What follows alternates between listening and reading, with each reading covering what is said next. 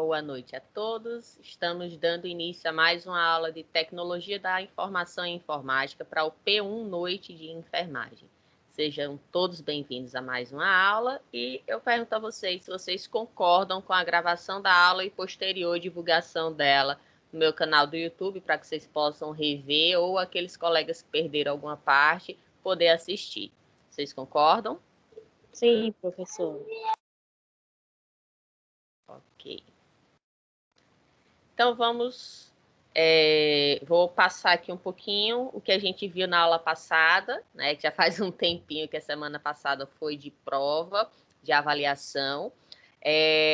A nota, eu estava falando para a Luísa, a nota eu não vou divulgar ainda, porque vocês fizeram a avaliação, né, de forma virtual, e o TED de vocês enviaram por e-mail. A nota do trabalho eu já tenho, mas preciso somar com a do TED ainda e eu preciso terminar de corrigir, tá bom? Aí por isso que eu não vou estar divulgando ainda para vocês, mas assim que eu já tiver todas as notas, eu aviso e aí vocês vão individualmente me pedindo no meu privado, tá bom? E aí eu informo para vocês, ok?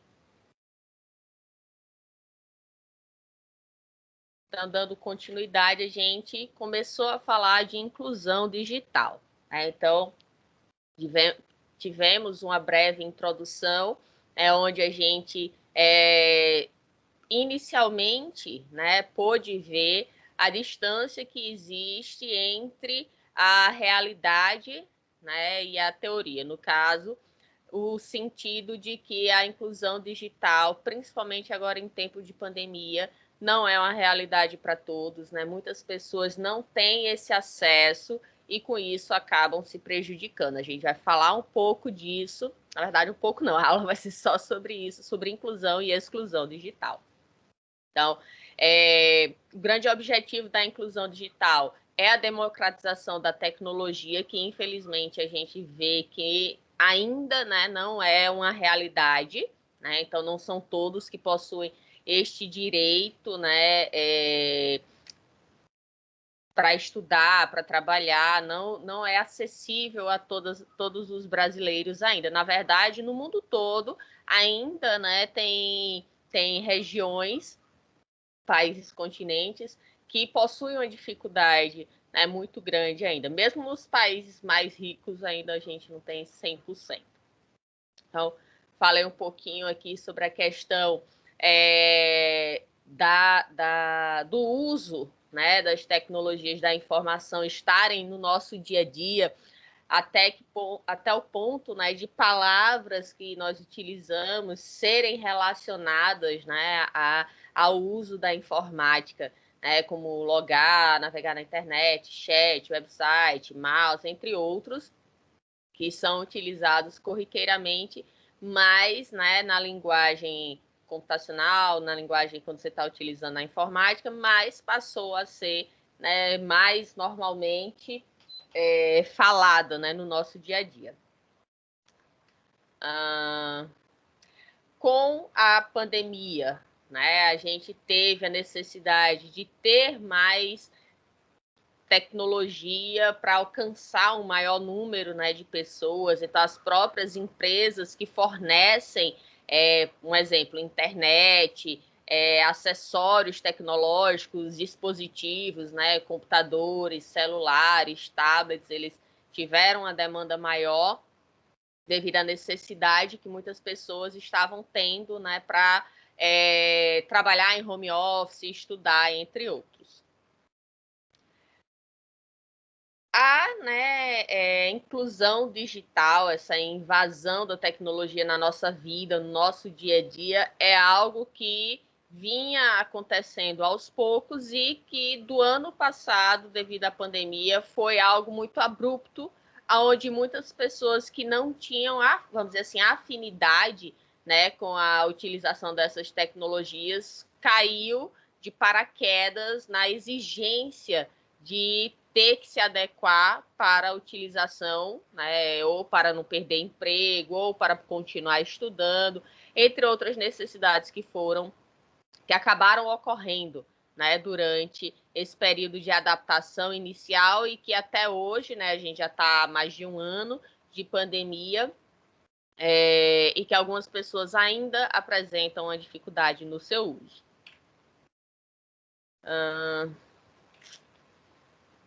Então, aqui foi só para ilustrar, que eu estou só fazendo uma breve revisão, tá, gente, da aula passada. Então, porque isso é necessário para o que a gente vai falar hoje, dar continuidade, né? Então, uma coisa tão simples, né, como o uso de um caixa eletrônico, que já é tão comum na vida da gente há tanto tempo, mas até hoje ainda existem diversas pessoas que não possuem o conhecimento, né, de como utilizar determinadas ferramentas que para algumas pessoas são tão simples e tão corriqueiras. Aqui a gente falou um pouquinho sobre informações, dados, né, que trazem que a região norte e nordeste é onde a gente tem a maior utilização da internet por celulares, tá? Então, isso dificulta, lógico, se você tem um computador, se você tem uma tela maior, você consegue fazer muito mais coisas do que através do celular. Então, o celular é a única ferramenta, o único dispositivo que algumas pessoas têm para acesso à internet, então, para estudar, para assistir aula, para pesquisar, para fazer trabalhos. E lógico que, de acordo com o aparelho que a pessoa tenha, alguns desses recursos vão ficar limitados, né? Porque o celular ele também vai ter a questão de memória, né? Processamento. Então, isso vai acabar prejudicando também, de certa forma, a utilização da internet exclusivamente pelo meio, né, do smartphone.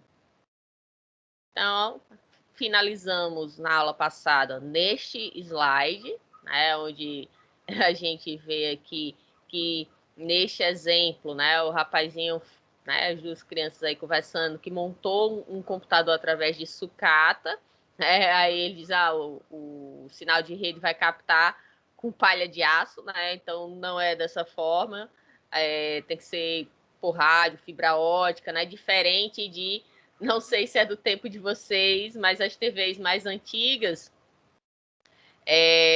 a gente acabava utilizando nas antenas palha de aço para ver se pegava melhor. Oi, Helena, Luísa Helena, pode falar. Não, professora, era para avisar que tinha uma colega que estava tentando entrar, mas ela conseguiu aí entrar agora. Eu coloquei agora. Boa noite, obrigada. Boa noite, Cleice. Então, esse avanço, né, da tecnologia não chega a todo mundo. E é tão maior, vamos dizer assim, o problema da questão da democratização, da educação, da informação, que a gente vê não só nessa parte de informática, mas como traz aqui nessa outra ilustração, né? Dois rapazes conversando, né? E fala, cara, olha que legal, a taxa de escolarização dos brasileiros entre 5 e 17 anos já passa de 93%. Você leu essa notícia? Aí o outro rapaz, li, mas não entendi quase nada. Ou seja, muita gente frequentando a escola não necessariamente quer dizer que elas estão de fato aprendendo. Então, é necessário maiores investimentos, melhor capacitação dos profissionais, um salário digno para os professores, uma infraestrutura digna tanto para o corpo docente administrativo como também para os alunos. Isso não é a realidade de todas as escolas do nosso país, né? Seja ela pública ou privada, mas principalmente as escolas públicas. Então, você, na hora de interpretar dados, informações, você tem que ter um conhecimento mais amplo do que simplesmente a leitura daquela informação. Nesse exemplo, né, o rapaz fala que ele está comemorando que tem, né, um número muito alto de pessoas na escola. Mas, como o rapaz que está dentro dessa faixa etária, né, do estudo aí, está demonstrando, não é porque está na escola que sabe se quer interpretar um texto, né? Então, a gente precisa ter, sim, maiores investimentos, melhor qualidade de ensino, né? E isso vai incluir, né, a questão digital também. Vou mostrar um dado mais para frente, que as escolas onde os alunos têm acesso a computadores, o rendimento deles em matemática e português são maiores do que aqueles que não têm. Então, iniciando o conteúdo da aula de hoje, né? Muitas das atividades rotineiras, elas precisam ser exercidas remotamente, né? Por meio da internet e aparelhos eletrônicos, como exemplo, né? O teletrabalho ou home office e o ensino educacional remoto.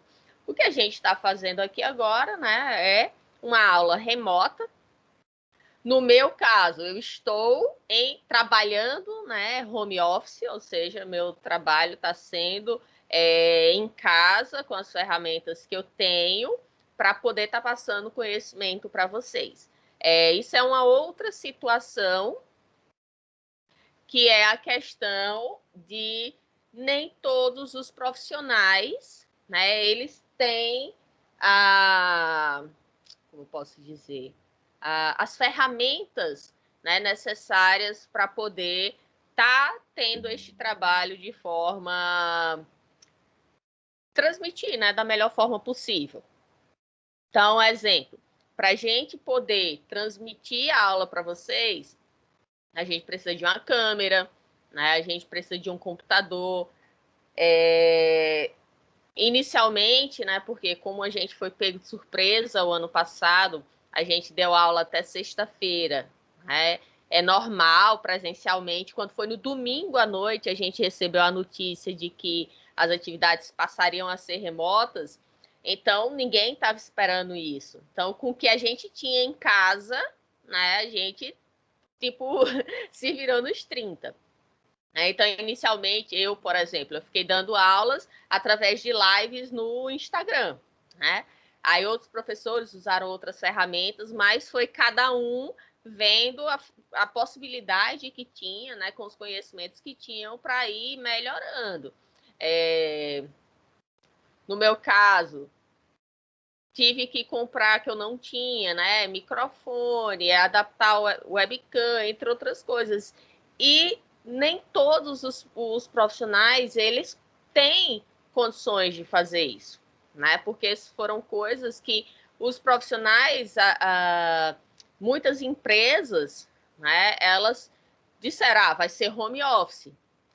Muitas empresas deram essa possibilidade, fazendo, disponibilizando equipamentos, né, tudo que era necessário para que este trabalho home office pudesse ser realizado. Mas nem todas as empresas, né, trabalharam dessa forma, né, até porque seria um gasto mais para eles. Então, cada funcionário se adaptou, né, e muitas vezes precisou tirar do seu próprio bolso o dinheiro para comprar as ferramentas para poder trabalhar, porque se ele não tivesse aquelas ferramentas, ele não iria conseguir trabalhar, consequentemente, ele iria ficar desempregado. Então, seria uma situação pior do que, né, gastar um dinheiro que muitos nem sequer tinham como estar gastando, mas pelo menos iria continuar trabalhando. Então, essa questão dessa inclusão digital para o trabalho home office, né, para a questão de ensino, foi necessário, da mesma forma que os profissionais tiveram que se adequar e, como eu disse, muitas vezes tirar do seu próprio bolso para comprar as ferramentas para trabalho. Houve um aumento também na questão de gastos, né, às vezes com internet, com energia, entre outras coisas, porque se você passava o dia todo fora trabalhando, você não ia estar consumindo isso em casa, né? Da mesma forma, os alunos. Então, como a gente falou agora há pouco, né? Muitos alunos não têm condições de estar tendo um dispositivo, um computador, né, com qualidade, fica só pelo celular assistindo às aulas, então, fazendo os trabalhos, isso, querendo ou não, vai restringir, né, a qualidade da aprendizagem daquele aluno. E, lógico, pelo menos eu, né, e muitos professores da FASE, a gente leva isso em conta, a gente tenta ao máximo fazer com que todos possam ter acesso, né, as ferramentas que a gente disponibiliza para vocês. Então, na mesma intensidade, foram reveladas as fragilidades da inclusão igualitária e de qualidade dos indivíduos ao meio virtual, de maneira que as pessoas com menos condições socioeconômicas têm vivenciado dia após dia enormes dificuldades em exercer suas atividades diárias. Então, aqui, né, quando fala de rede social, para muitas pessoas é bem simples. Rede social, Instagram, WhatsApp, Facebook, entre outros, Twitter, né, e por aí vai. Só que para alguns vai ser isso aqui, ó, rede social, que em casa é outra coisa. É uma rede onde a pessoa mora numa casa com apenas um quarto, onde tem não sei quantas pessoas no mesmo quarto, sem condições de ter, né, vamos supor, um local isolado para assistir aula, para aprender mais adequadamente. Não tem, não é a realidade de todos. Nesta outra ilustração aqui, a gente vê a questão das condições socioeconômicas afetando diretamente os alunos na aprendizagem, né, por exemplo, para a prova do Enem. Então, quem tem uma condição social melhor pode ter as ferramentas, né, pode, como tem aqui, celular, notebook, né, ter acesso a condições melhor das aulas remotas, fazendo com que, lógico, mesmo com toda dificuldade, ele ainda tenha um acesso, né, para poder ter essa aprendizagem. Em compensação, outros alunos, eles vão sozinhos com os livros que tem, se é que tem, né, livros físicos, aprender sozinho. E a gente sabe que, como eu mostrei no dado, não é porque ele está na escola que o aluno está aprendendo. Então, existe um déficit muito grande de aprendizagem dos alunos brasileiros. E, com a questão das aulas remotas, isso se agravou. Eu não estou dizendo que as aulas devem voltar presencialmente. Pelo menos não agora, tá? Isso é um posicionamento meu. Já foi comprovado que professores em sala de aulas se contaminam, não lembro o número exato agora, mas muitas vezes mais do que as outras atividades que são realizadas, né? Então, é um risco muito grande se retornar agora, né, principalmente a nível escolar, as aulas presenciais. Porque se a gente vê um monte de adulto que não consegue seguir as orientações de uso de máscara, distanciamento social, lavagem das mãos, não ficar levando a mão ao rosto. Se adultos não conseguem seguir isso, imagine crianças, né? Crianças que vão estar lá, que passaram tanto tempo sem ver seus colegas, seus professores, vão querer dar um abraço, vão querer trocar um carinho, né? E não vai ser possível. Como que você vai restringir essa criança, né? Fazer isso durante o dia todo, durante semanas, durante todas as aulas? Então, é muito mais complicado. Fora a questão de que boa parte das crianças, elas podem se contaminar, mas são assintomáticas. Só que elas moram com seus pais, com seus avós, com seus tios, muitas vezes, que apresentam doenças pré-existentes, né, que são fatores de risco para complicações da Covid. Então, essa criança está dentro de casa. Então, é necessário que se haja uma atenção muito maior e um cuidado muito maior com essa questão. Eu até li hoje, eu fiquei revoltada. Teve um deputado federal que teve a audácia de dizer que professor é preguiçoso, que professor não quer trabalhar, por isso que não está querendo que as aulas retornem.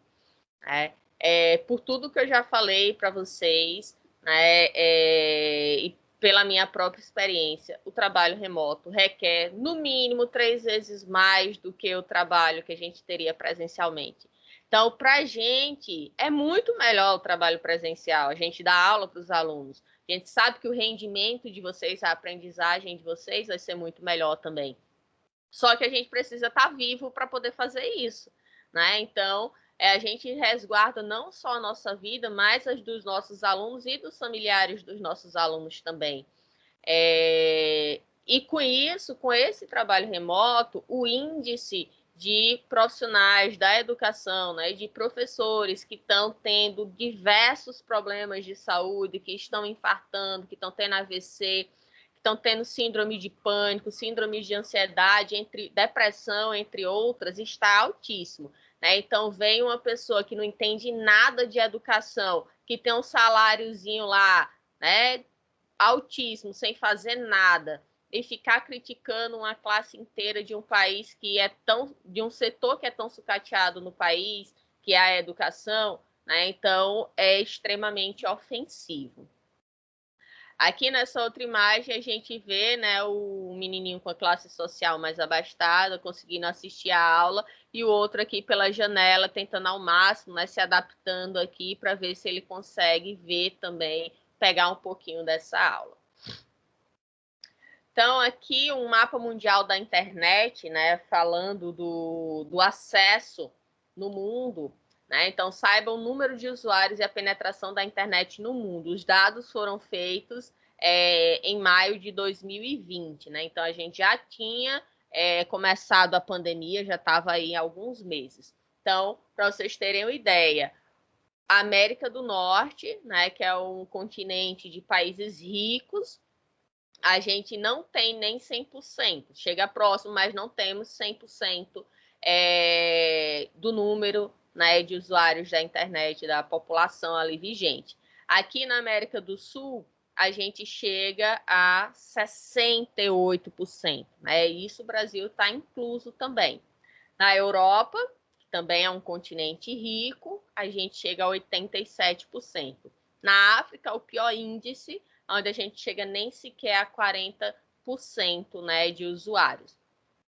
Se a gente for ver em números, né, da população aqui, dados dos usuários, é muito grande, mas pela quantidade de pessoas, né, a porcentagem é mínima. No Oriente Médio, 70%. Na Ásia, apesar de termos países como a China, como o Japão, né, que são extremamente tecnológicos, a gente só tem 55%. E na Oceania, 67,7%. Então, veja aqui o número, né, de população de usuários da Ásia, né, chegar a bilhões. Só a China, né, China e Índia, que são os dois países mais populosos do mundo, né, a gente tem aí bilhões de pessoas nestes países.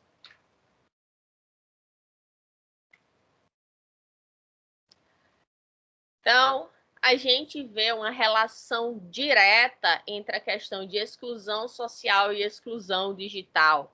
Né? Então, enquanto a gente vê pessoas que têm condições financeiras, né, de adquirir equipamentos, de utilizar a tecnologia, né, como aqui o exemplo, o pai dando um iPad para o filho, aí chega uma mãe, né, com a classe social mais baixa, pede, né, porque ela não tem condições, não tem trabalho, precisa da ajuda das outras pessoas para poder ter pelo menos o que comer, né?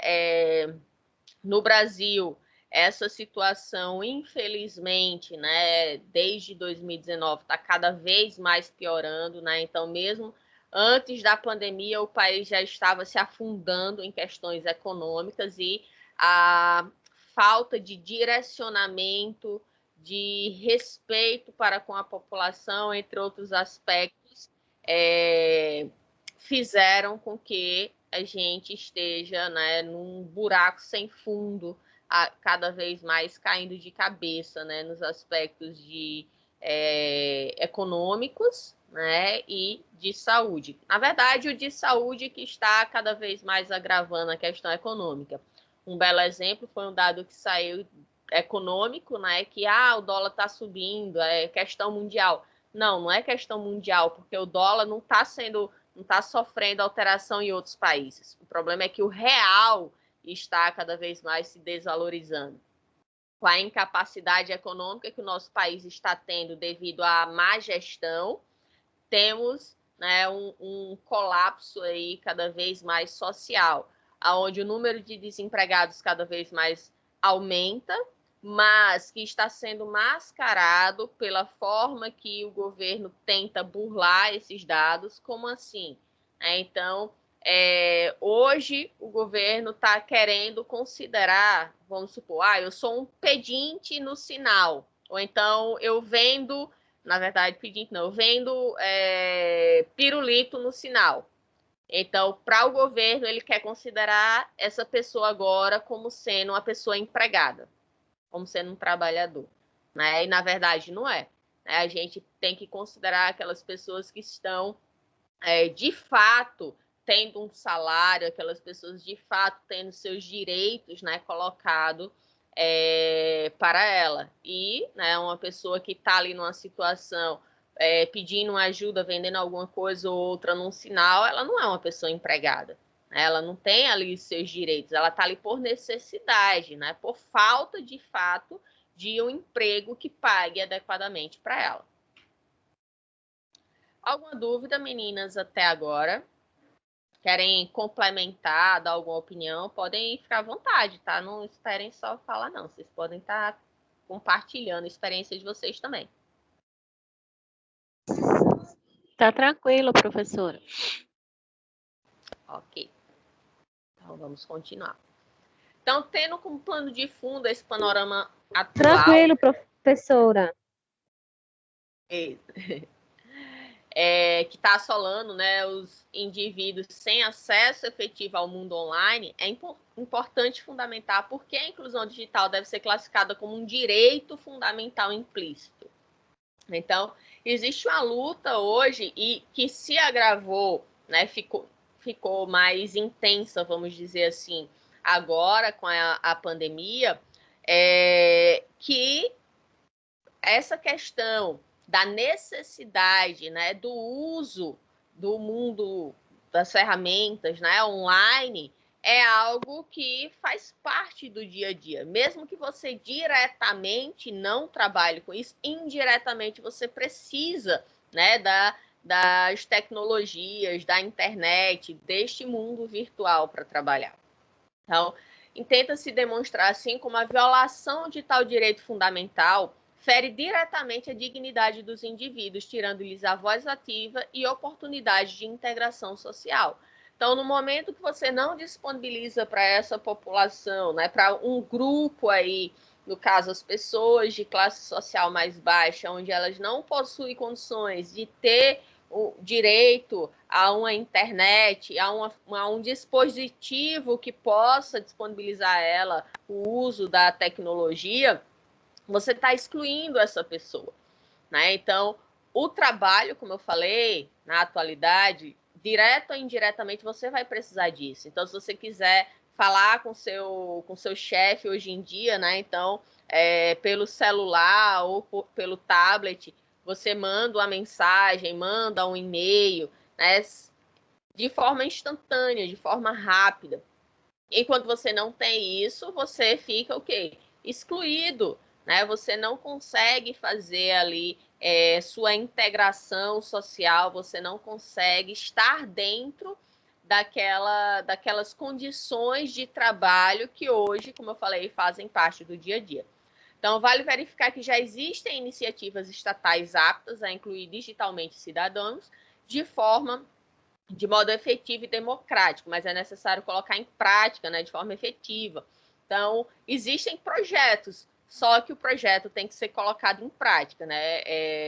O Congresso, o governo, eles têm que agilizar isso, fazer funcionar. Né? Então, no lugar, por exemplo, de estar aprovando e de estar enviando o projeto para que a população se arme cada vez mais, por que não coloca para as pessoas terem condições de ter acesso à educação? Porque se uma população ela tem educação, consequentemente, ela vai entender os seus direitos e deveres, ela vai ter condições de chegar a se qualificar para ter uma profissão futuramente, fazendo com que haja menos pessoas em situações mais precárias e, consequentemente, a sociedade cresce. Né? Então, já é mais do que comprovado no mundo inteiro que investimento em educação, você melhora a qualidade de vida, você melhora a segurança pública, você melhora todos os aspectos sociais, economia,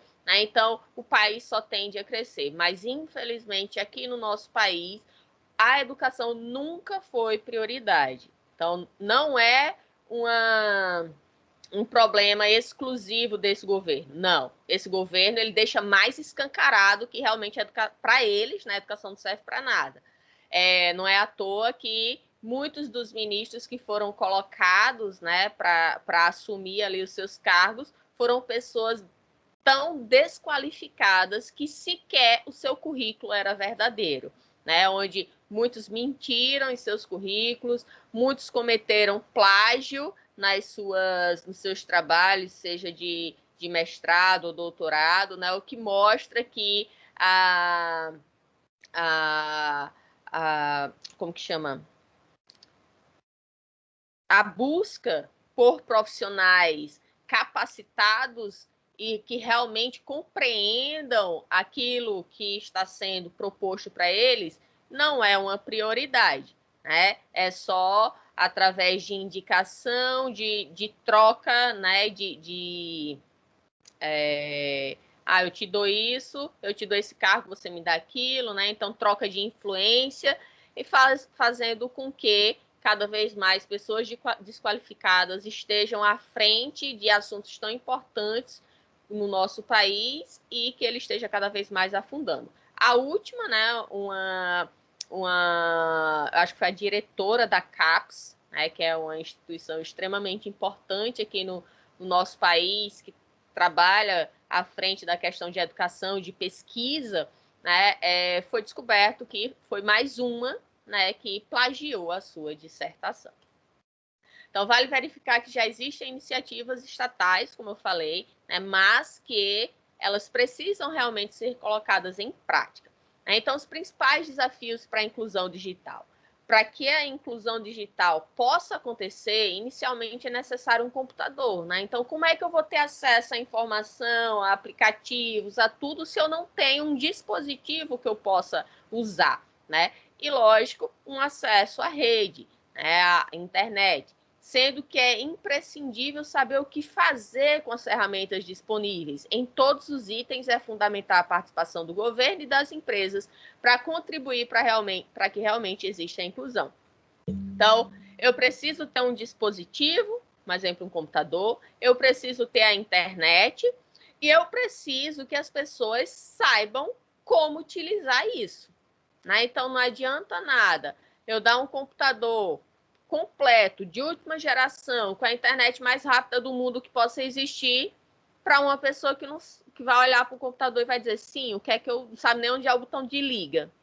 Né? Então, é necessário que exista essa inclusão digital, que não parte apenas do princípio de você dar o dispositivo. Não, você precisa dar condições para que a pessoa tenha o dispositivo, tenha acesso à internet de qualidade e num preço justo, né? Porque a gente paga muito caro por internet de baixa qualidade, e ensinar essas pessoas como utilizar essas ferramentas.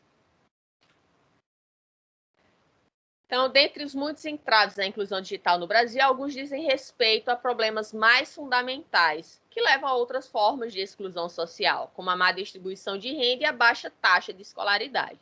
Para vocês terem ideia, o acesso à internet, né, como um dos principais pré-requisitos para a inclusão digital, depende da disponibilidade de computadores e de telefonia. Né? Nos dois casos, um dos principais desafios vai ser o preço. Né? Então, se uma pessoa que recebe um salário mínimo, hoje está em R$ 1.100, recebe um salário mínimo, colocar uma internet no seu celular, primeiro ela vai ter que ter um celular, né? Então, vamos ver alguns valores aqui. Eu peguei esses valores aqui aleatórios, tá? Eu pesquisei assim, valor celular, preço celular, na verdade, e aí apareceram esses. Então, pode ver que tem desde de celulares um pouco mais baratos até aqueles, né, caríssimos. E todos aqui que têm vamos dizer assim, uma capacidade de acesso à internet, uma tela que dê para você fazer uma leitura, um celular que você, vamos supor, pudesse estar assistindo a aula, estar enviando um e-mail, estar editando alguma coisa ali no Word, um trabalho, alguma coisa do tipo, certo? Então, desses que vocês têm aqui, por exemplo, esse de R$ 628, tá o mais barato nessa imagem, né? O mais caro aqui tá o de R$ 8.000, que é o Galaxy S21 Ultra. Então, a gente vê que existem, assim, discrepâncias gigantescas de valores. Como que uma pessoa que ganha um salário de R$ 1.100, ela vai gastar mais da metade do seu salário comprando um celular?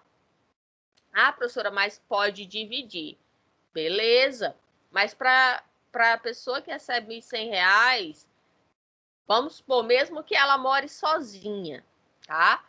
Ela vai pagar um aluguel, sei lá, vamos supor, por baixo, uns R$ 400. Então, o aluguel inclui energia elétrica, né? Você vai ter que pagar energia elétrica, você vai ter que pagar água, você vai ter que pagar gás, você vai ter que pagar a internet, né? Você vai ter que pagar a sua feira para comer durante o mês inteiro, que para quem está indo no supermercado esses dias, né, esses últimos meses, tá vendo o quanto que tá um absurdo as coisas, né? Então a inflação tá muito alta.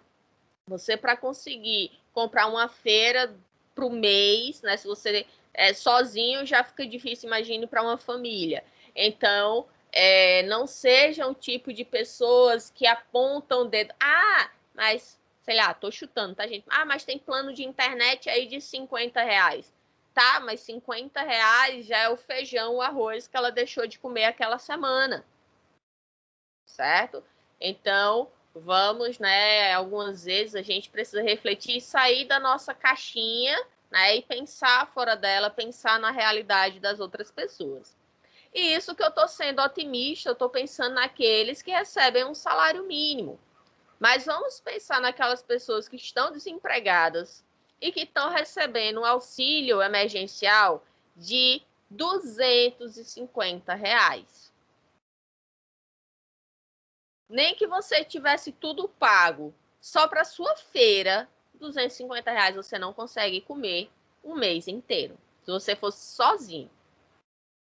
Então, a situação não está fácil. É necessário, sim, pessoas qualificadas e que tenham uma visão fora da caixa e que não pense apenas em empresários, pense na população e principalmente na população mais pobre, que eles estão, né, morrendo de fome, eles estão sem ter o que comer, estão ficando expostos pela Covid, né? Então tem famílias sendo destruídas aí. Então a gente precisa também pensar um pouco no próximo e fazer, né, a nossa parte, ajudar quando possível, para que a gente não agrave essa situação. Então, uma coisa bem simples que muitos podem fazer é ficar em casa, né, saindo só quando necessário, seguindo os protocolos de biossegurança, não aglomerando, não fazendo festas, porque isso vai fazer com que a gente fique cada vez mais aprisionados, né, numa pandemia sem fim aqui no Brasil, criando cada vez mais mutações do vírus.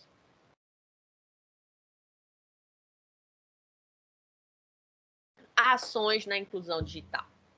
Então, consideramos que as ações para a inclusão digital, além dos recursos de alfabetização digital, devem se desenvolver em torno de 3 eixos fundamentais. São eles: promoção da competência informacional, que deve começar na escola fundamental, o que amplia a oportunidade dos jovens brasileiros de se tornarem cidadãos incluídos na sociedade de informação.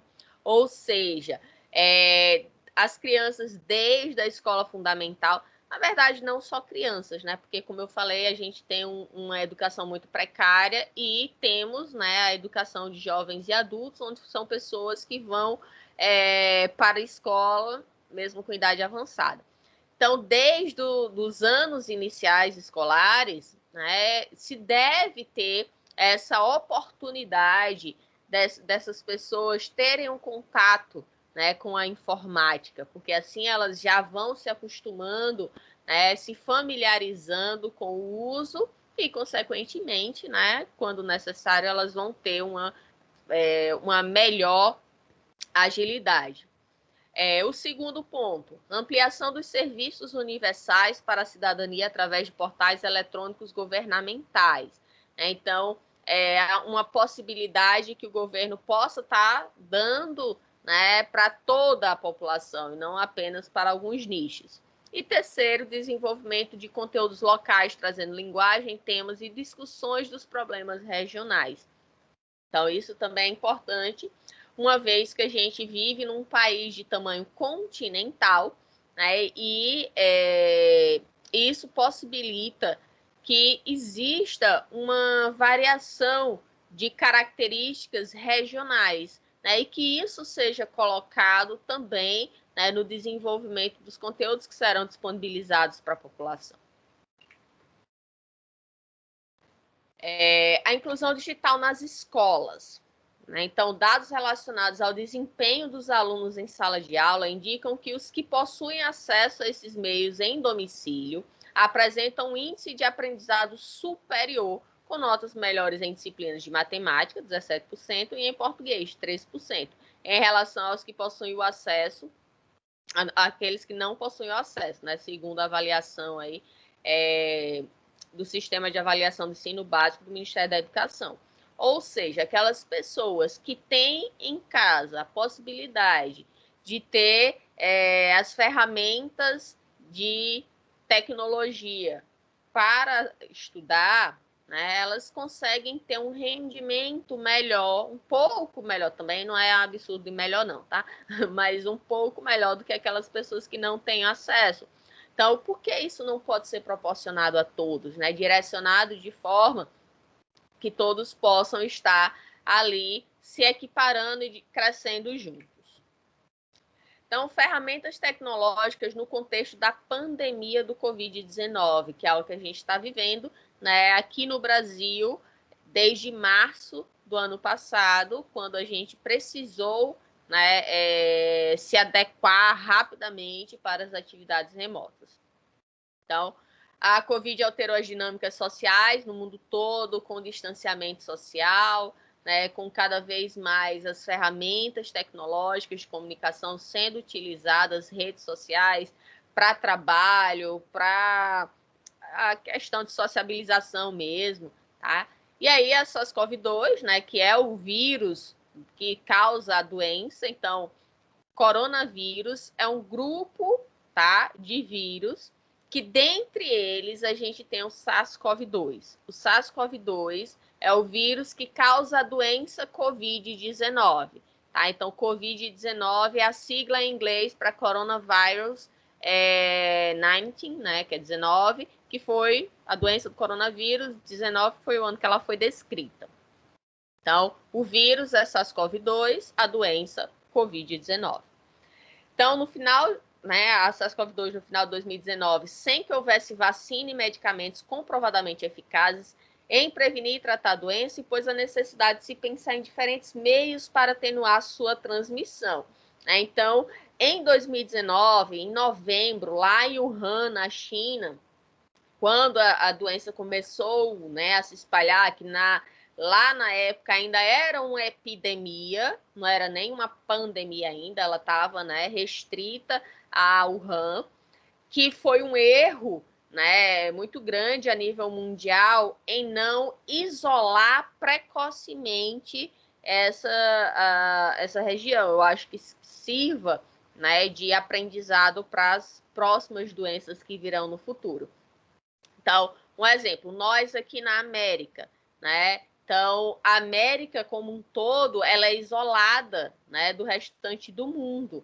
Então, nós não temos ligações físicas por terra com a Europa, com a Ásia, com nenhum outro continente, né? Então, a gente poderia ter se isolado e não ter, né, tido aqui a doença, a gente seguiria normalmente nossa vida sem ter o vírus chegando até aqui. Então, adoção de medidas para o isolamento social, como fechamento temporário de estabelecimentos com atividades não essenciais, ou novos horários de funcionamento, campanhas de incentivo à não aglomeração, implementação do trabalho remoto em diversas instituições, inclusive as de ensino, né, pela suspensão das atividades escolares presenciais, constituiu parte dos esforços empreendidos para refrear o processo de contaminação e evitar com isso eventual descontrole na gestão da crise sanitária. Só que aqui, na contramão do mundo, a gente teve uma desorientação, aonde é incentivado a aglomeração, é incentivado a nível federal o não uso de máscara, diz que as mortes não existem, que isso é mentira, que é só uma gripezinha, né? E isso, partindo de uma pessoa a nível federal, isso faz com que algumas pessoas sejam influenciáveis, né? Então, se uma pessoa de um alto cargo, né, do país, ela está dizendo que não precisa fazer isso, então eu vou escutar ela, mesmo ela sendo uma desqualificada no sentido de não ser um profissional, um pesquisador, um cientista, uma pessoa da área de saúde que esteja falando isso, né? Então, eles preferem acreditar em fake news, e aí a gente fica, né, mais uma vez, como eu já falei, presas aí no mar de desinformação e com um vírus cada vez mais matando pessoas. Então, ferramentas tecnológicas no contexto da pandemia, né? O sociólogo espanhol Manuel Castells, em 2002, responsável pelos trabalhos voltados ao estudo da sociedade da informação, inclui em seu entendimento a respeito da tecnologia da informação o seguinte: o conjunto convergente de tecnologias em microeletrônica, computação, incluindo aí software e hardware, telecomunicação, radiodifusão e optoeletrônica, né? Então, são tecnologias que cada vez mais estão se desenvolvendo e que vão fazer parte do nosso dia a dia. Para Manuel Castells, está em curso um processo de transformação tecnológica que se expande de forma exponencial, em razão de sua capacidade de criar interface entre campos tecnológicos mediante uma linguagem digital comum na qual a informação é gerada, armazenada, recuperada, processada e transmitida, né? Então, exemplo, através de backups, né, através de compartilhamento, a gente consegue ter a informação sendo divulgada e podendo ser acessada em diversos momentos.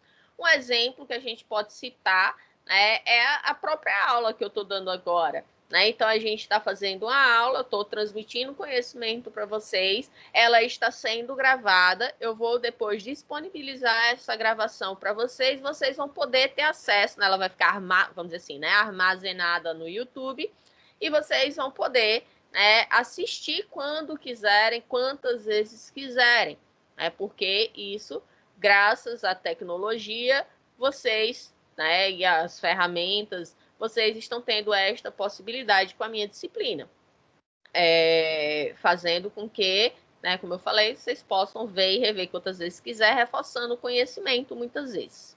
Se algo ficou confuso, vai lá, vê com calma, faz uma anotação, entre outros aspectos.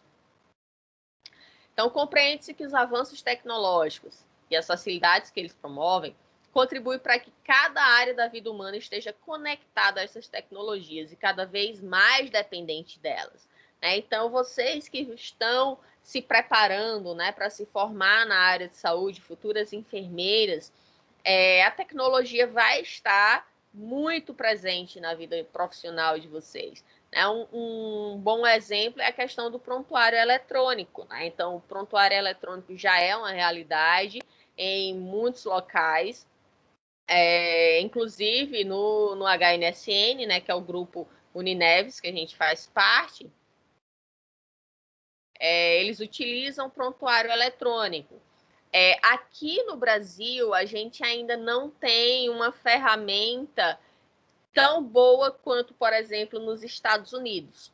Então, só para vocês terem uma ideia como funciona o serviço de saúde lá, vamos supor que eu fiz uma consulta médica né, lá nos Estados Unidos. Então, eles vão pegar todas as minhas informações, meus dados, todos os exames que eu fizer, os resultados desses exames, vai ficar tudo lá armazenado de forma eletrônica. Se eu for em outro médico, esse outro médico em outro hospital, pode ser até em outro estado, ele vai conseguir ter acesso a todas as minhas informações, porque isso é de forma nacional, né, onde todos estão interligados. Então, se eu vou na farmácia comprar uma medicação, a farmácia ela já recebe através do meu prontuário eletrônico a receita que eu preciso, a medicação que eu preciso para a patologia que eu estou necessitando. Tá? E aí já fica tudo pronto lá na farmácia, as medicações, ela não é como a gente compra aqui, uma caixa lá lacrada, eu só preciso de 3 comprimidos. Se a caixa tiver 10, você vai comprar a caixa com 10. Né? Lá não, é a dosagem correta que você precisa, colocada num frasco, etiquetada com seu nome, né? Tudo direitinho, para que seja o uso que você está precisando, para que não haja, na verdade, que haja, né, um controle maior do uso indiscriminado de medicação, que aqui no Brasil é algo tão comum. Então, assim, as configurações da sociedade nesses moldes, né, exigem, consequentemente, profundas reflexões acerca do acesso individual a essas ferramentas e a forma como poderão ser utilizadas.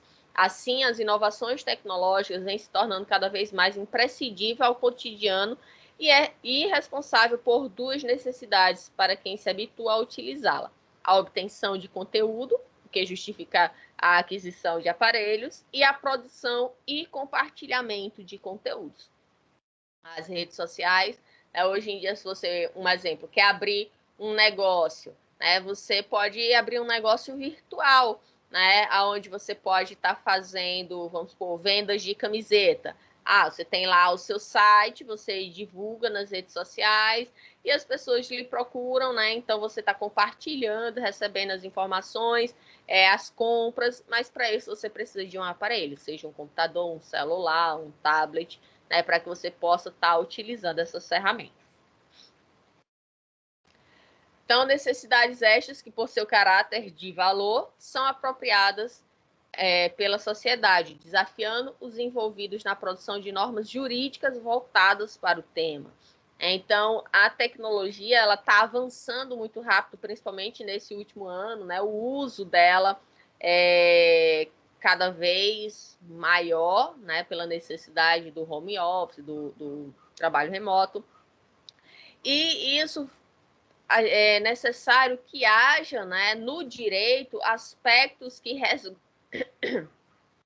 resguardem o direito das pessoas.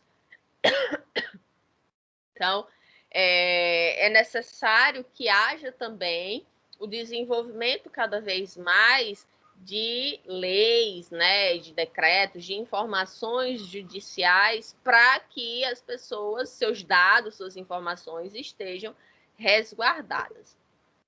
Se, por um lado, é notável a indispensabilidade dos recursos tecnológicos como meio de efetiva participação em uma sociedade cada vez mais digital, observa-se que a utilização dessas ferramentas pelos indivíduos ainda se traduz como um desafio ante as desigualdades sociais, econômicas e regionais existentes no mundo todo. A gente já viu, naquele mapa que eu mostrei, que a internet ainda não é a realidade para toda a população mundial e nem das regiões onde a gente tem países tão ricos, né, como na América do Norte, como na Europa.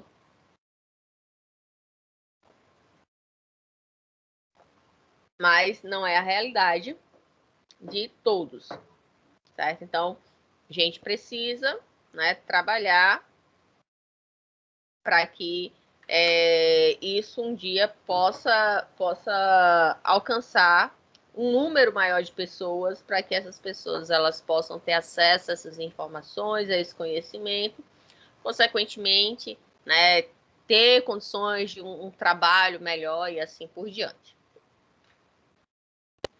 Então, nesse sentido, o relatório era da interdependência digital, relatório do painel de alto nível sobre cooperação digital do secretário-geral da ONU, traduzido para o português pelo Comitê Gestor da Internet do Brasil, indica que muitas pessoas ficaram de fora dos benefícios da tecnologia digital. Na verdade, muitas pessoas no Brasil ficam de fora de direitos resguardados na nossa própria Constituição Federal.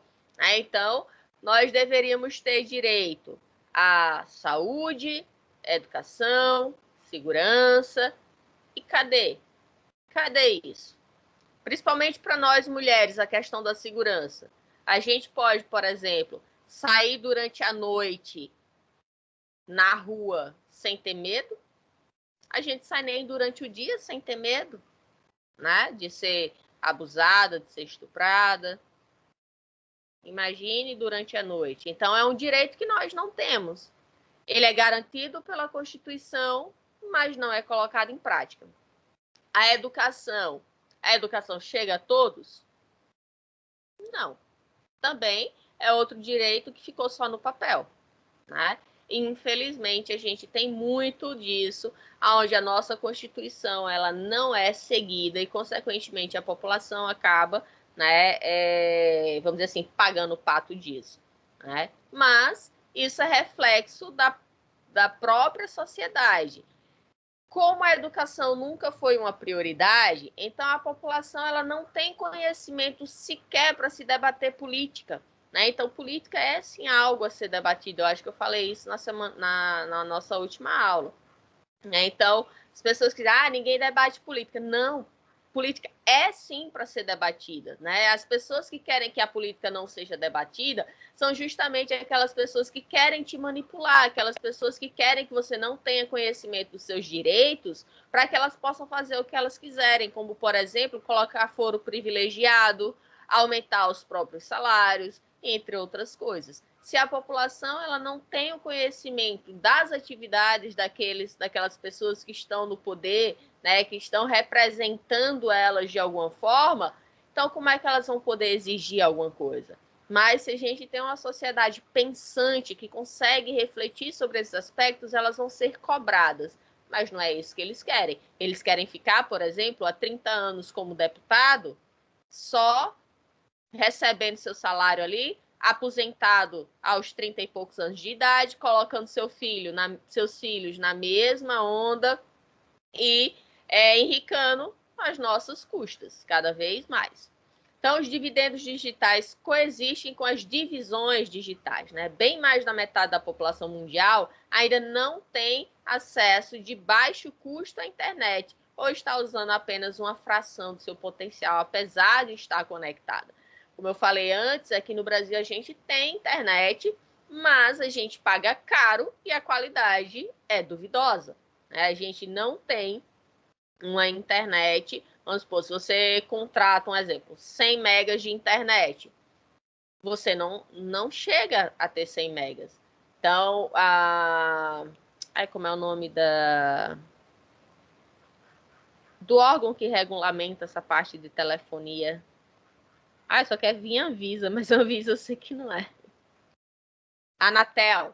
Então, a Anatel, ela tinha colocado que, se eu não me engano, as empresas elas tinham que disponibilizar, parece que era 20%, no mínimo 20% do que elas propunham. Então, vamos supor, se você está pagando 100 mega e ela colocasse 20 mega, ok. Não, você está pagando por 100.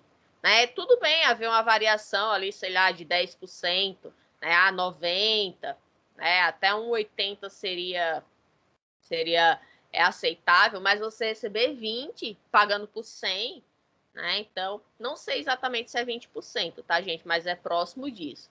Mas aí eles estavam agora mudando, né? Isso justamente porque é uma coisa totalmente sem sentido. Você paga por algo e recebe, né, uma qualidade totalmente inferior daquilo que você está pagando. Então, as pessoas que não têm acesso seguro e de baixo custo às tecnologias digitais são esmagadoramente de grupos que já são marginalizados. Então, mulheres, idosos, portadores de deficiência, grupos indígenas e aqueles que vivem em áreas pobres, remotas ou rurais são as mais atingidas por essa baixa qualidade da tecnologia e falta, né, de acesso de forma mais barata e com qualidade. Então, muitas desigualdades existem em riqueza, oportunidade, educação e saúde e estão sendo ampliadas ainda mais com essa situação, né, que a gente precisou vivenciar com a pandemia. Querem comentar alguma coisa, meninas?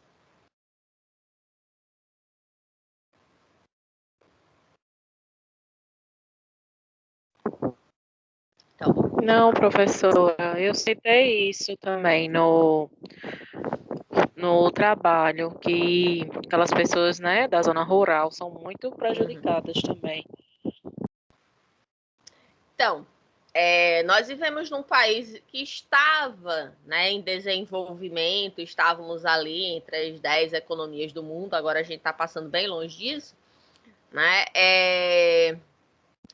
E mesmo quando a gente estava tendo essa melhora, a gente ainda tinha locais que, por exemplo, têm dificuldade de energia elétrica. Quanto mais, né, essas pessoas terem acesso à internet. Então, especificamente, quanto à realidade brasileira, foi feita uma pesquisa no Inclusive Internet Index, conduzida pela unidade de inteligência do The Economist, que analisou a inclusão digital em 100 países ao redor do mundo, observando aspectos como a disponibilidade, seria a qualidade da infraestrutura disponível para o acesso à internet, além da disponibilidade, o custo, a relevância de conteúdo e a facilidade de acesso, ressaltou a alfabetização digital e a acessibilidade como pontos fracos do país. Então, nota-se, portanto, que as dificuldades de acesso às tecnologias da informação e comunicação já despertavam preocupações em face das transformações operadas na sociedade, responsável por torná-las essenciais. Então, já havia ali pesquisas mostrando que o Brasil ele já tinha esse déficit. Era necessário fazer alguma coisa para que realmente exista a inclusão digital, né? Além da gente ter problemas com a inclusão social, né? A questão da inclusão digital também, que ainda é muito precária e com a vinda da pandemia isso se agravou mais ainda. Então, no contexto da pandemia, contudo, né, primordialmente da inclusão ao mundo digital se aprofunda, uma vez que as ferramentas tecnológicas se tornaram condições para a fruição de serviços. Então, hoje em dia, muitos serviços básicos a gente consegue fazer através da internet, né? Então, com o celular, por exemplo, você tem acesso a diversas possibilidades bancárias, por exemplo, né? Você fazer uma transferência, fazer um pagamento, puxar uma conta, ver seu saldo. Então, isso facilita muito. Mas e quem não sabe? Né? Quem não tem um celular, um smartphone, quem não tem internet? Então, vai precisar ir até um banco. Né? Só que a gente está em pandemia, evitar aglomeração. Então, coisas simples que poderiam ter sido feitas de casa não podem, porque a informática, a inclusão digital não é uma realidade para todos. Então, sobre o tema, o Instituto de Pesquisa Data Senado realizou entre os dias 24 a 28 de julho de 2020, através do telefone, entrevistas com 2.400 brasileiros com 16 anos ou mais, valendo-se de 2 grupos-alvos. O primeiro eram pais que tinham filhos na escola ou faculdade, e o segundo grupo era formado pelos próprios alunos da escola e faculdade. Né? Então, a primeira era a percepção dos responsáveis e a segunda é a percepção dos próprios indivíduos que frequentam o ensino, né? Seja escola ou faculdade. Então, pela análise, o Instituto estimou que aproximadamente 20 milhões de brasileiros tiveram as aulas suspensas no mês de julho de 2020, ou seja, 34,78% do total dos alunos matriculados.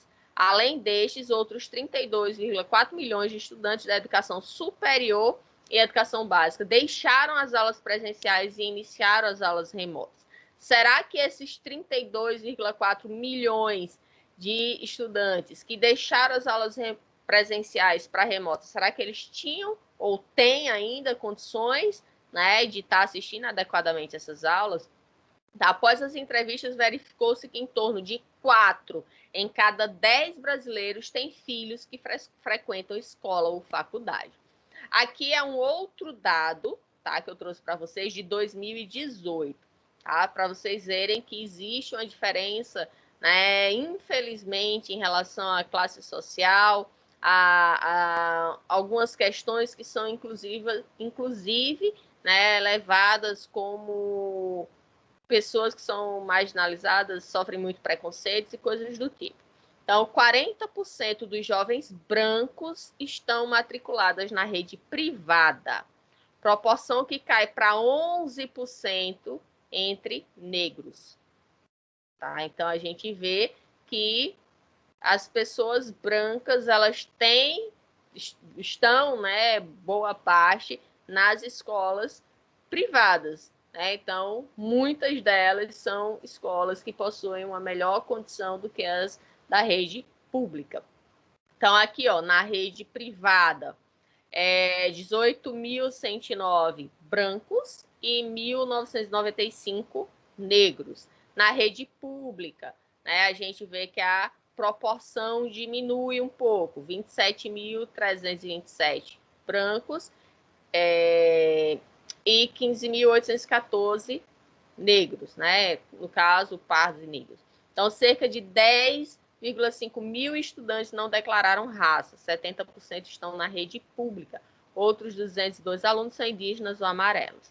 Então, a composição das redes lá em Ribeirão, que foi onde foi feito esse estudo, a gente vê que os que se consideram brancos, 77% na rede privada, negros, 8,5%, e aqueles que não declararam, 14%. Já na rede pública, 54% brancos, 31% negros e 14% não declararam. A gente vê que, a nível educacional, apesar da gente ter uma população que a maioria são de pessoas pardas e negras, a gente vê que as pessoas que se declaram brancas são a que frequentam mais a escola. Né? Então, mesmo a rede pública, a gente tem um maior número de estudantes que se declaram como brancos. A gente tem que levar em consideração também, né, que essa autodeclaração não necessariamente é, de fato, né, a raça da pessoa. Tá? Então, ela pode se declarar branca, mas ela ser parda, por exemplo. Do grupo analisado, 20% afirmou não ter acesso à internet em casa para que os filhos pudessem estudar. E aí eu estou falando desse estudo aqui, tá? Desse instituto que verificou que 32 milhões de estudantes, né, passaram das atividades presenciais para as aulas remotas. Então, do grupo analisado, 20% afirmou não ter acesso à internet em casa para que os filhos pudessem estudar. Então, a cada 10, 4 a cada 10, né, pais, vamos dizer assim, tinham seus filhos estudando. E 20% não tinham internet em casa. Então, como é que eles passaram, né, a acompanhar as aulas se eles não tinham como, né, já que estava tudo de forma remota?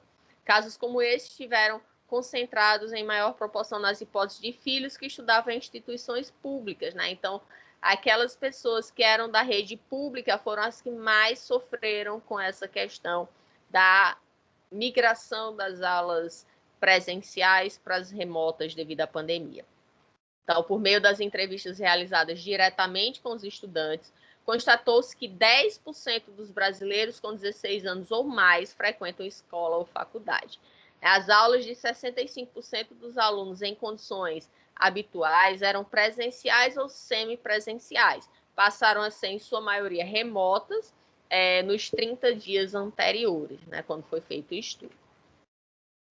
Então, considerando os alunos que passaram a ter aulas remotas em razão da pandemia, 13% afirmaram não possuir internet em casa, o que induvidosamente inviabiliza o real exercício do direito fundamental à educação. Então, como é que há um direito, né, que está na nossa Constituição Federal, que é você ter o direito à educação, só que você não pode ter esse direito garantido porque a aula está remota e o governo não dá condições de você ter internet e dispositivo para assistir essas aulas.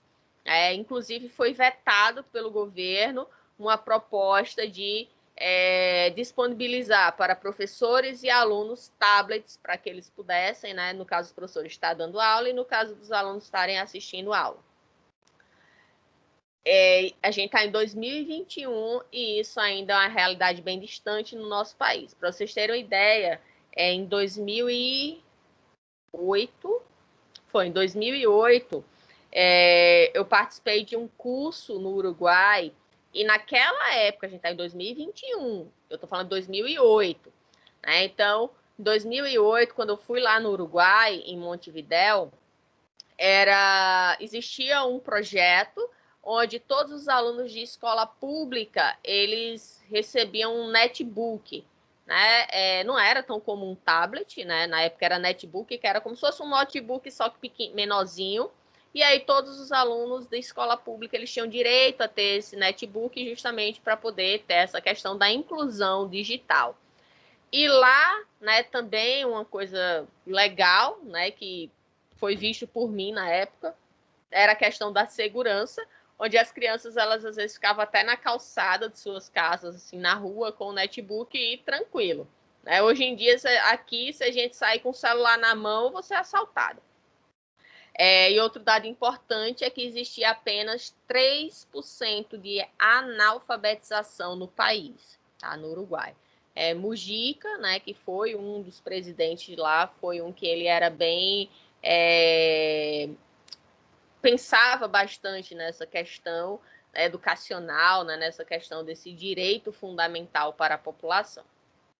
Tá, ainda sobre o acesso da população aos recursos tecnológicos durante a pandemia, em recente pesquisa realizada pelo Centro Regional de Estudos para o Desenvolvimento da Sociedade de Informação, CETIC-BR, dedicada a monitorar a implementação das tecnologias de informação e comunicação no país.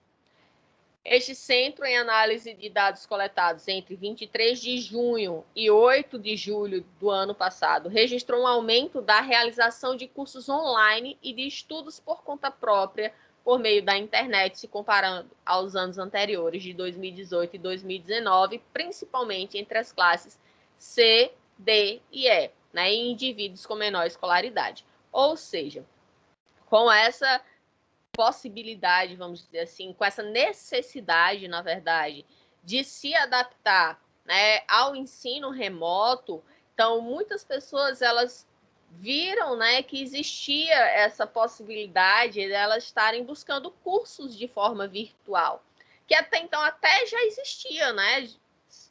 Faz muito tempo que existem cursos virtuais, mas devido a essas pessoas elas não terem esse conhecimento, elas ficavam restritas aos os cursos presenciais. E aí, essas classes C, D e E, elas buscaram mais, né, se aperfeiçoar, aprender com esses cursos de forma virtual. Todavia, constatou-se também que esses grupos ainda se valem dessa possibilidade em menor proporção quando comparadas às classes mais altas, né? Porque aí essas classes sociais mais altas, elas podem pagar mais cursos, né? Muitas vezes elas vão ter mais tempo, porque, vamos supor, jovens em idade escolar ou universitária, né? Então, quem tem classe social mais alta, muitas vezes não vai estar precisando trabalhar, né? Ela vai ficar focado só no seu estudo. Então, você pode estar buscando novos cursos, porque você vai ter tempo. Já pessoas de classe social mais baixa vai precisar estudar e trabalhar, né? E aí, até já fica dificultoso estudar, né? Normalmente de forma presencial, trabalhando. Imagine você de forma remota e ainda você buscando outros cursos, então isso é mais comum nas classes sociais mais altas. Então, em uma segunda edição da pesquisa voltada para análise da utilização de serviços públicos online, com dados colhidos entre 29 de julho e 20 de agosto de 2020, o Centro Regional de Estudos para o Desenvolvimento da Sociedade da Informação constatou que uma proporção maior de pessoas com 16 anos ou mais buscou informações sobre serviços públicos ou os realizou online durante a crise sanitária, né, se comparado com os anos de 2019. Então, o próprio governo precisou se adaptar também, disponibilizando muitas ferramentas virtuais para acesso dos usuários. Algumas já existiam, mas não eram utilizadas, né, de forma tão ampla pela população, e passaram a ser a partir da pandemia, e outros foram criados justamente para que se evitasse a questão da visita em loco, né, de forma desnecessária. Devido ao distanciamento social.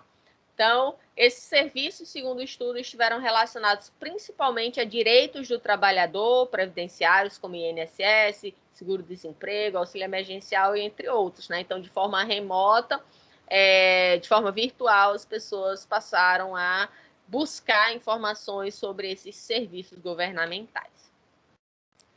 Então, quanto à utilização de serviços de forma online, também se verificou aumento se comparado no ano de 2019. Todavia, neste aspecto, a pesquisa indicou disparadamente no acesso a esses serviços, especialmente entre as pessoas mais vulneráveis aos impactos da crise gerada pelo novo coronavírus.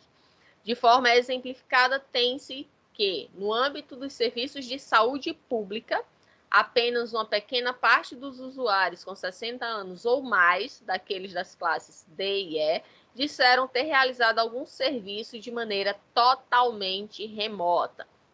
Então, com a pandemia, outra possibilidade que existiu foi a questão da consulta online, né? Então, essa consulta online para que se evite, né, que as pessoas se desloquem até os serviços de saúde, ficando expostas ao vírus, né, porque provavelmente vai ter o vírus lá, uma vez que a gente está tendo os serviços de saúde sobrecarregados com essa pandemia. Então, muitas situações de saúde, elas podem ser proporcionadas de forma virtual, com as orientações médicas, né, sendo utilizadas dessa forma remota, onde você diz, né, seus sinais, sintomas, o que é que você está sentindo, e em cima disso os médicos eles vão estar dando direcionamento, se é necessário você buscar um serviço de saúde, né, mesmo, ou, né, só passa uma receita para você fazer um tratamento em casa mesmo.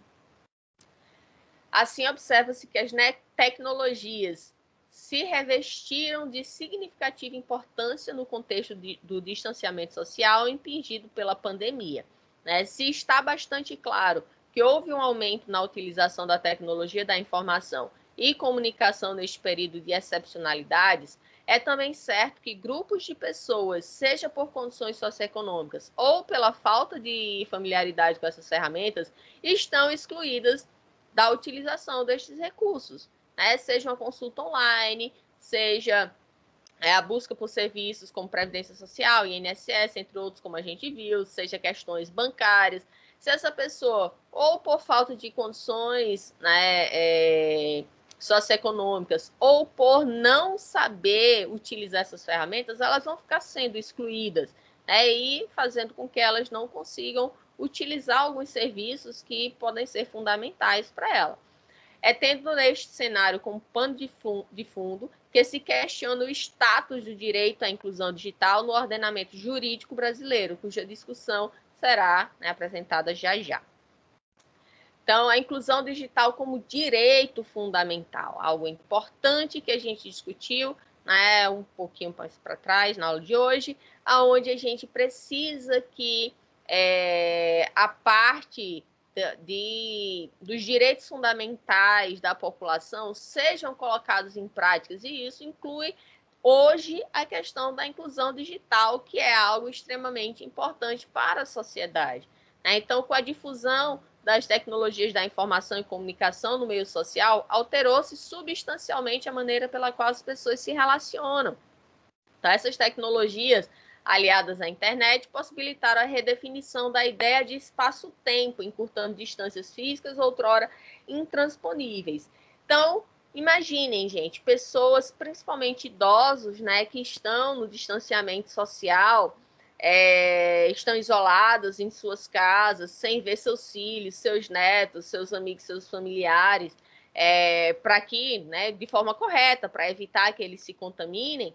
Então, imagine essas pessoas que elas não, por exemplo, não têm um telefone celular, possa trocar uma mensagem, que possa fazer uma videochamada, né, vendo ali seu filho, seu neto. A gente já está, por exemplo, há um ano, né, na pandemia, né, com o isolamento social. Então, imagine só, uma filha sua que teve um bebê, né, no início da pandemia, hoje o filhinho dela já está com um aninho. E você sem poder ver nada disso porque você não tem internet. Né? Então, sua filha pegar, mandar uma foto do seu netinho ali, fazer uma videochamada e você tá vendo a outra pessoa. Pessoas que estão em outros países, né, que não puderam voltar para o seu país de origem devido à pandemia. Então, também são situações que a internet, a tecnologia possibilita que essa distância, né, ela não exista. Através dos dispositivos da internet, isso seja vencido. Mas isso não é para todos ainda, infelizmente. Então, mais do que isso, proporcionaram também maior democratização e ampliação do acesso à informação, podendo ser considerados como um instrumento essencial para o exercício de participação ativa do indivíduo na sociedade atual. Então, a comunicação em rede existe desde que as pessoas começaram a se relacionar em grupos e comunidades, não sendo, né, uma novidade atual. A mudança, entretanto, estaria no fato de que, com o advento das ferramentas tecnológicas, as relações foram transpostas a barreiras geográficas e estruturais que antes, em muito, dificultavam o contato humano. Então, um exemplo. Oi, Luísa, quer falar alguma coisa? Não, professora. Eu bati aqui sem querer. Tudo bem. Então, antigamente, vamos supor, há, sei lá, 20 anos, eu não sei a idade de vocês, mas há uns 20 anos para trás, ainda era bem comum se utilizar cartas. 15 anos ainda se utilizava muito cartas, né? Na época dos nossos pais, essa questão da questão de comunicação em rede, ela era feita nesse sentido, né? Você enviava uma correspondência com uma carta, aí você enviava uma foto, aí você perguntava se a pessoa estava bem, como que ia tudo, não sei o quê, aí a pessoa fazia uma outra carta, colocava nos correios, era enviada para você. Então, existia essa forma de comunicação, mas ela era muito mais lenta. Né? Então, às vezes, você, vamos supor, enviava uma carta, nosso pai está doente, está internado no hospital, não sei o quê. Isso eu estou falando mais antigamente, quando não tinha nem sequer o telefone, tá, gente? O telefone era algo mais restrito. E aí, a pessoa pegava e enviava a carta lá. Às vezes, quando a pessoa ia receber, o pai já morreu. Nem dava mais tempo, por causa da demora, né, de chegar até a outra pessoa. Então, hoje em dia, não. Você escrever uma mensagem, dá um clique ali, imediatamente já chega na outra pessoa, né? Então, essa rede de comunicação, né, através da tecnologia, de forma virtual, ela é instantânea, né? E acelerou muito em vários aspectos, inclusive na parte de trabalho propriamente dito.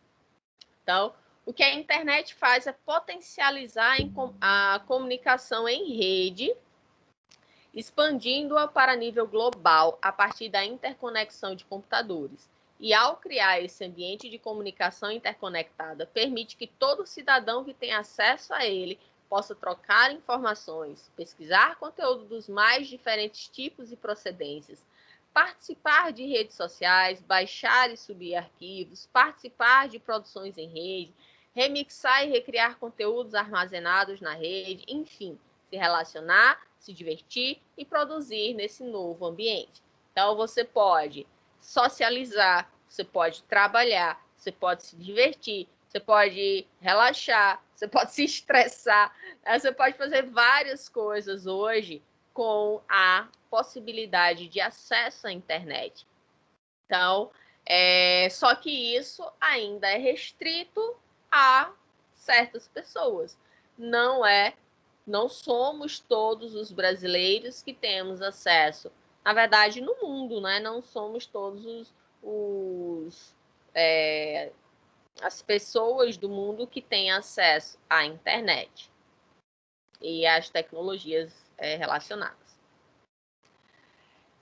Então, dentro dessa perspectiva, a humanidade vive um momento histórico no qual as relações em rede estão sendo transformadas e elevadas a outro patamar, compreendendo significativas mudanças sociais, culturais, econômicas, políticas e estruturais, que vem sendo chamado pelos autores de sociedade da informação.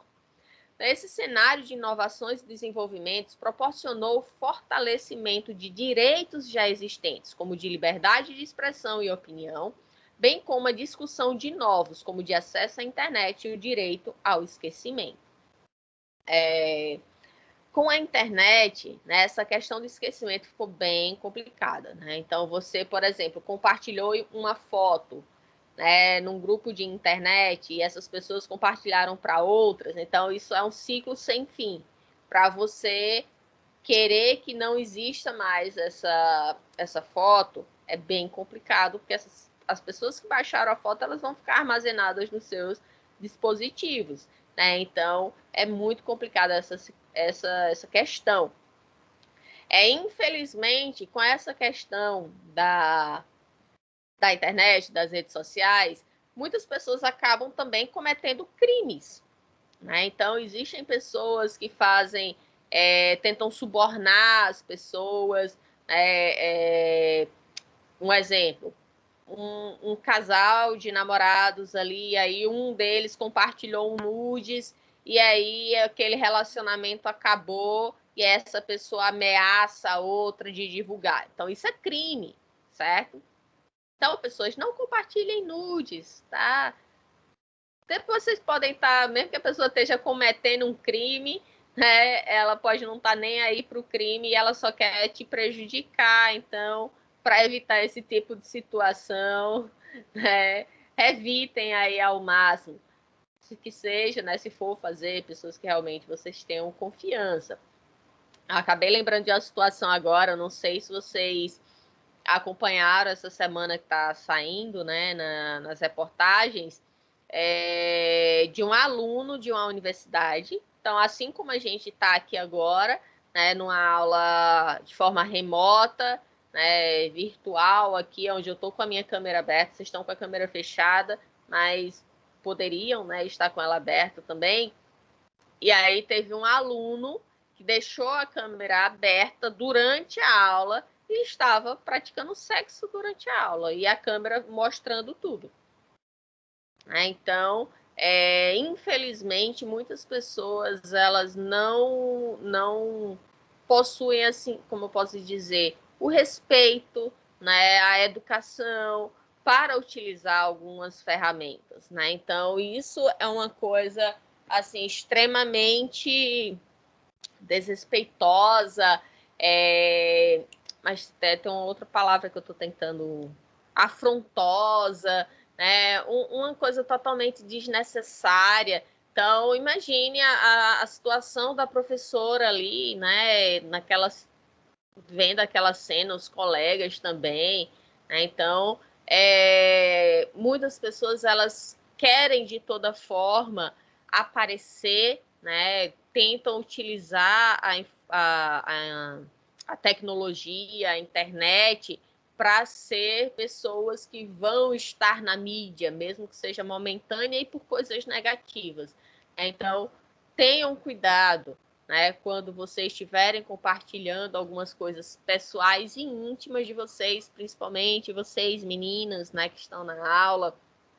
Então, nós, mulheres, geralmente somos as mais impactadas, né, por vivermos numa sociedade machista, né, onde nós sempre somos colocadas como as erradas.